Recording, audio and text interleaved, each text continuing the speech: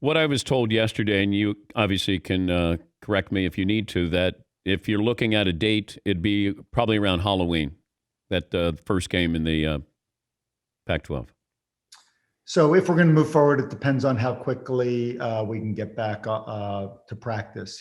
6 weeks would be from Monday, but we're only getting these rapid tests next week. So I think that would be the most ambitious. Okay. Maybe a week or two too quick for us, but somewhere in that zip code is where we'd be playing if we're playing.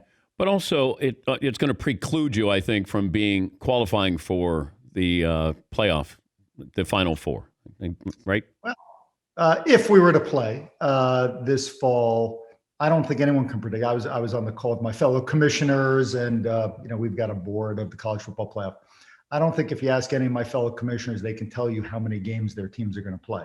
They know what they're going to try to play, but we've already seen in the first 2 weeks, every league that's tried to play has had to postpone games. So no one's feeling supremely confident at this point, especially those that don't have daily tests, that all their team's going to play every game. So I think it's uncharted territory. We don't know how many games each league's going to play. There are going to be many more differences than we're normally used to, and I don't know, whether the average is going to be 6 games or 8 games. I don't think anyone can tell you. We don't know what player availability is going to be, and the committee is going to have their work cut out from. There's going to be a lot more subjectivity this year than the best. I would not rule anything out. So more likely to play in the fall than the spring, because last time we had you on a couple of weeks ago, you said, we're targeting the spring or right after, January. More likely fall football than spring football? I'd say at this stage, it's promising. It's amazing how much has happened in the last 5 weeks since we made our decision. And the good news is, we got access to the kind of testing our medical folks required sooner than we thought. We've gotten public health authority approval, quickly, earlier than we thought. And so we've tried to do a couple of things, Dan, and I appreciate the chance to talk to you. We've tried to be transparent about what we're doing, deliberate, health and safety first.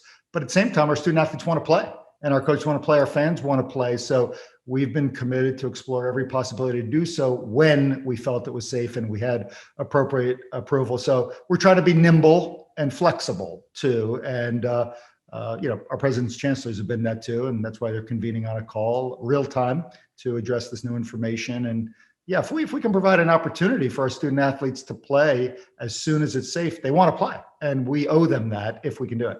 You think you'll know by Monday if you're playing? I think we have to decide, by next week, if we're moving forward. Do you have a target date? Not yet. Okay. No, I need to. This has been a rapidly escalating series of events over the last 24 hours, and I need to see where my presidents and chancellors are, which I'll know later today. But what changed?